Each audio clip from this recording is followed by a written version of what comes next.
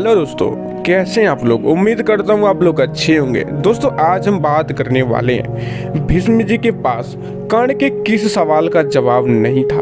तो चलिए दोस्तों हम आपको बताते हैं। तो बिना देर किए चलिए स्टार्ट करते हैं। दोस्तों अधिकारों का निर्णय युद्ध भूमि में ही होना था।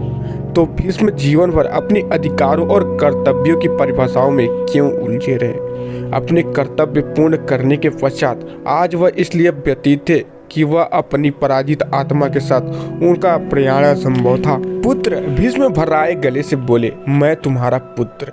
कर्ण बोले, तात मुझे कुरुवंश से जोड़कर मेरे माता पिता का अपमान मत कीजिए। मैं उस माता पिता का पुत्र हूँ जिसने त्यागे हुए को स्वीकारा। यही मेरा सत्य है। पुत्र जानता हूँ कि सत्य का त्याग उसके स्वीकार से सुलभ है। भीष्म मानो अपनी आत्मा से इस बोझ को उतारने के लिए तड़प उठे।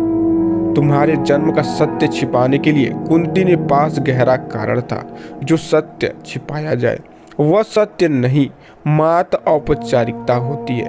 वंश की रक्षा के लिए आपको जिसे त्यागना चाहिए था आपसे उसे पाला, और जिसे पालना चाहिए था आपने उसे त्यागा। कर्ण बोले, ऐसे वंश का पतन होना निश्चित है। ऐसा मत कहो पुत्र, भीष्म ने उसे टोका। यह तुम्हारा भी वंश है, इसके प्रति तुम्हारे भी कुछ कर्तव्य है। वे कर्तव्य कुंती पूर्ण कर्ण के साथ थे जिनसे माता कुंती ने उसे त्यागने के साथ उसे मुक्त कर दिया। कर्ण बोले, राधा पुत्र उसके माता कुंती और आपकी दोष अपने माथे नहीं लेगा। कुरु वंश के विनाश का कारण आप और आपकी प्रतिज्ञा थी। आपने वंश वृक्ष की रक्षा के लिए उसके मूल्यों को त्यागा। भीष्म कर्ण की आंखों में फैली अथाह विषदता को अपेक्षित नहीं कर पाए। उसकी आंखों के माध्यम से जैसे देवव्रत उनकी तरफ अनगिनत प्रश्न बाण छोड़ रहे थे। कर्ण के समक्ष सुत पुत्र बनने के अतिरिक्त कोई विकल्प नहीं था। उसने अपना पूरा जीवन उस सत्य की छांव में व्यतीत किया जो उसके समक्ष प्रकट हुआ। उसी सत्य के अनुरूप उसने अपने कर्तव्य का निर्धारण किया। वह कुरुवंश के पतन का दोषी नहीं था। पुत्र मैं बीता हुआ बादल नहीं हो सकता हूँ। भीष्म ने ठंडी आह जोड़ी, अब मैं तुम्हारा क्या शुभ करूँ। तात मैं शुभ अशुभ की परिभाषाएं बहुत पीछे छोड़ आया हूँ। कर्ण हाथ जोड़कर बोले, मुझे आशीर्वाद दीजिए कि मैं सदैव स्वधर्म और कर्तव्य का पालन करूं। भीष्म ने गहरी सांस लेकर जैसे तैसे अपनी बिखरी सोच को समेटा। फिर बोले, पुत्र शाश्वत सत्य सूर्य की भांति सदैव अविचल और प्रकाशित रहता है। यह संसार का भ्रम है जो शाश्वत सत्य को पतन उन्नति के चक्र में रूप में देखता है। भीष्म बोले, तुम सनातन धर्म के मार्ग पर अग्रसर रहो। तुम्हारा धर्म यदि दुर्योधन का साथ देने में निहित है तो वही करो। तुम्हारी निष्ठा तुम्हें मोक्ष प्रदान करे। जानता हूँ कि युद्ध में कोई विजेता नहीं होता है। कर्ण जैसे बोलने को विवश हुआ। जीवों के कर्म उन्हें युद्ध भूमि में खींच कर लाते हैं। इस युद्ध में विमुख होना असंभव है। हमारा मात्र यह अधिकार है कि युद्ध में हमारे कर्म हमें अपने कर्मों से मुक्त करें। तुम तो वासुदेव की भाषा बोल रहे हो पुत्र। भीष्म बोले, वह भी युद्ध जो को मुक्ति का कारण मानते हैं। क्या आपने लिए युद्ध मुक्ति का मार्ग नहीं है? कर्ण ने उत्सुकता से पूछा। हम मुक्त होते तो युद्ध क्यों होता पुत्र। भीष्म खिसियाए से बोले, युद्ध हम सभी के मुक्ति का साधन है, किंतु मुक्ति किसके चाहिए यह जानना भी एक युद्ध है। युद्ध के पश्चात किसी के पास खोने को कुछ शेष नहीं रहता है। कुरुवंश अपनी मान और मर्यादा पहले ही खो चुका है। मर्यादाएं भी युद्ध समाप्त होने के पूर्व भंग हो जाए। ऐसे में आपको क्या खोने का भय है। कदाचित स्वयं को पुत्र भीष्म बुदबुदाए कहना चाहते थे कि जो व्यक्ति अपने कर्तव्य का निर्धारण स्वयं नहीं कर पाता उसके कर्तव्यों का निर्णय संसार लेता है। वे निर्णय जीव को मुक्ति नहीं देते, उसे पल पल अपमान और पीड़ा का घाव देते हैं। मुझे प्रस्थान की आज्ञा दीजिए।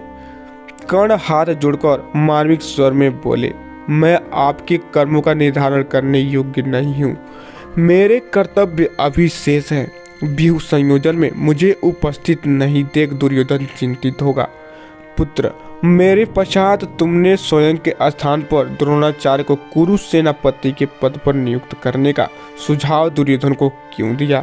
भीष्म ने थरथराए स्वर से पूछा। उत्तर में कर्ण ने चुपचाप अपना सिर झुका लिए। कर्ण, मैं तुम्हें आज्ञा देता हूँ, तुम जो चाहते हो वह प्राप्त करो। अपने क्षत्रिय धर्म का पालन करते हुए तुम्हारी मुक्ति धनंजय के हाथों होगी। भीष्म व्यतीत हुए बोले। कर्ण उन्हें चुपचाप देखते रहे, मानो भीष्म के शब्दों में छुपा खोखलापन प्रकट करते हुए भीतर ही भीतर उन पर हंस रहा हो। कर्ण की चुप्पी से भीष्म सहमे, एकाएक वह अपने कहे शब्दों के मर्म में सिमट गए। भीष्म, तुम कर्ण को उन अधिकारों की दुहाई दे रहे हो जिसे तुमने उससे सब तक छीना है।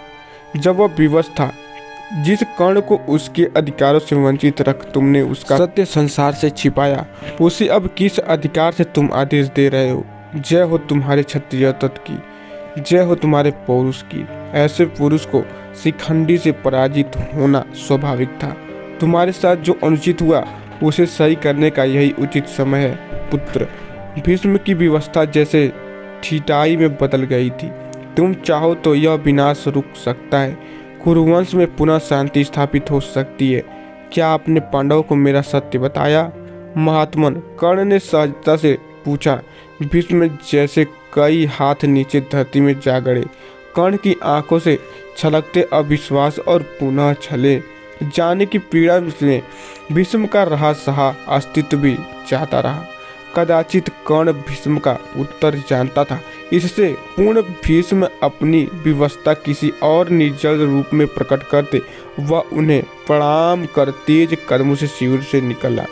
भीष्म के विखंडित धर्म पर चोट करते हुए उसके अधरों पर बिखरी पीड़ा भरी मुस्कान थी।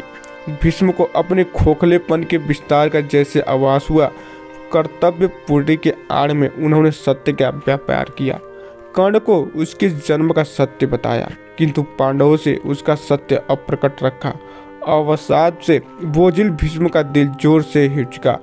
सत्य की तुलना में सत्य को परखने का स्वांग कर इस बार उन्होंने अपना कौन सा धर्म निभाया था? ये आप लोग कमेंट बॉक्स में जरूर बताइएगा। तो दोस्तों, उम्मीद करता हूँ आप लोग को ये जानकारी पसंद आई होगी। दोस्तों, अगर ये जानकारी पसंद आई हो तो हमारे वीडियो को दिल से एक लाइक और चैनल को सब्सक्राइब जरूर कर लीजिएगा। तो दोस्तों, फिर मिलेंगे। और हाँ दोस्तों, हमने कई बार देखा है आप लोग हमारे वीडियो को देखते तो हैं, लेकिन हमारे चैनल को सब्सक्राइब नहीं करते हैं। दोस्तों, सनातन धर्म होने के नाते आप लोगों को इस चैनल को सपोर्ट करना चाहिए, लेकिन आप लोग वो भी नहीं करते। तो इस चैनल पे सपोर्ट बनाए रखिएगा। तो दोस्तों, फिर मिलेंगे।